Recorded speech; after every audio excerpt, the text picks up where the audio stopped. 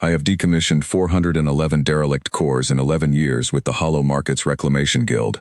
I want that on record before I say what happened in Sublevel 9, because what I am about to describe should not have been possible, and I need it understood that I am not a panicked junior diver seeing ghosts in old wiring. I am Thren. I know dead machines. The Pleasure Dome on Calver's Reach had been sealed for 61 years. An entertainment ring built over an old garrison foundation. The kind of cheap, fast construction that goes up on top of whatever's already buried rather than digging it out first.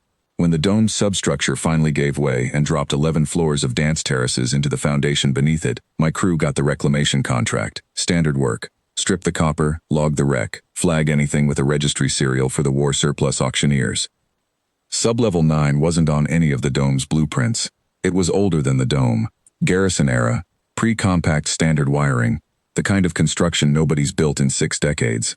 We found the hatch by accident, behind a collapsed bar counter still strung with dead party lights.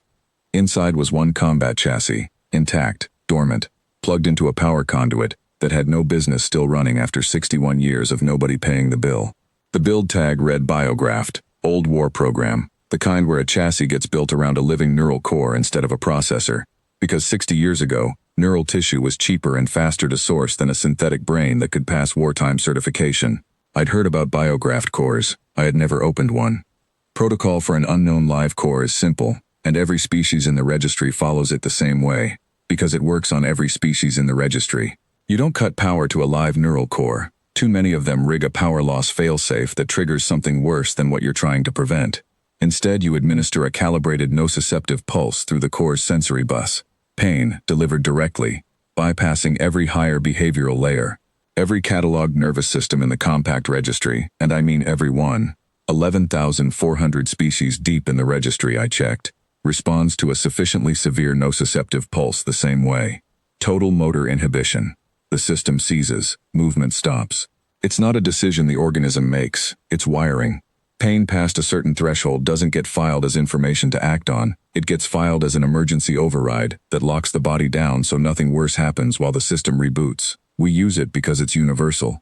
It's the single safest way to freeze an unknown live system without touching its power. I administered the standard pulse, calibrated 3 points above the threshold that's ever needed for anything we've decommissioned, because old war cores run hot tolerances and I wanted margin. The chassis' eyes opened. It did not seize. It did not lock down.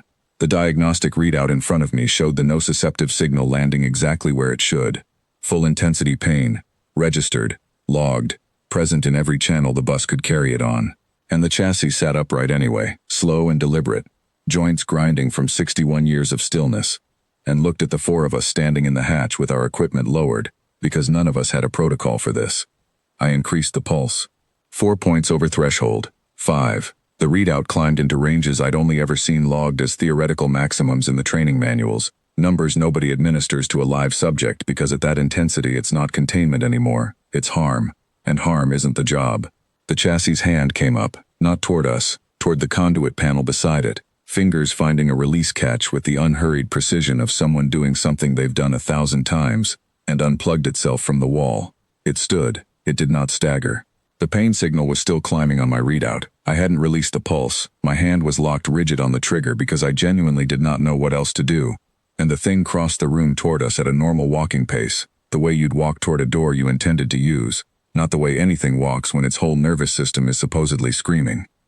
My second, Vethal, got the door sealed behind us with about 1.5 seconds to spare.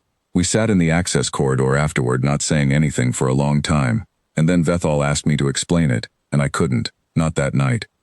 It took us 3 weeks of pulled garrison records and one very expensive consult with a registered xenobiologist to get an answer that made sense.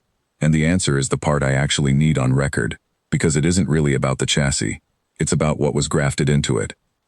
Pain for nearly every nervous system we've ever cataloged is a command. It says stop, and the body obeys, because in every species we know, the organisms that didn't obey that command died before they could pass on whatever let them ignore it. Pain that doesn't stop you gets you killed twice as fast as the thing that hurt you in the first place. So the override evolved everywhere, the same shape, because there was only ever one shape that worked. Human neural tissue does something else. The xenobiologist showed us the comparative scans. Human nociceptive signaling reaches the same higher processing regions as every other species. carries the same intensity, the same urgency tagging. But it doesn't route through a hard motor inhibition gate the way the rest of the registry's nervous systems do. It routes through the same decision-making architecture as everything else the organism is doing, weighed, not obeyed. A human in pain doesn't stop. A human in pain evaluates whether stopping is the correct response to the situation they are currently in, the same way they'd evaluate any other piece of incoming information. And frequently, when something they've judged more important is still in front of them, decides that it is not. The Garrison program had known this. The chassis maintenance log, recovered from a backup partition that survived the 61 years, included a single line from the original engineering team, dated the week the BioGraft program was approved. Standard shutdown protocols will not function on this unit. Recommend the program proceed regardless. Field tests indicate the override failure is the asset's primary value.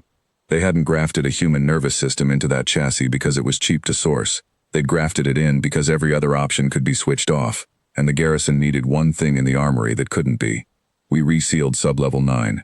The Guild filed it under Statute 7.4 and handed the file to a threat assessment board that, as far as I know, still hasn't worked out what to do with a 61-year-old chassis sitting quietly behind a hatch with its own door welded shut, fully powered, fully aware, and waiting, calmly, the way I'm told humans wait for things, for someone to open it again. I've decommissioned 411 derelict cores. I am not going back for the 412th.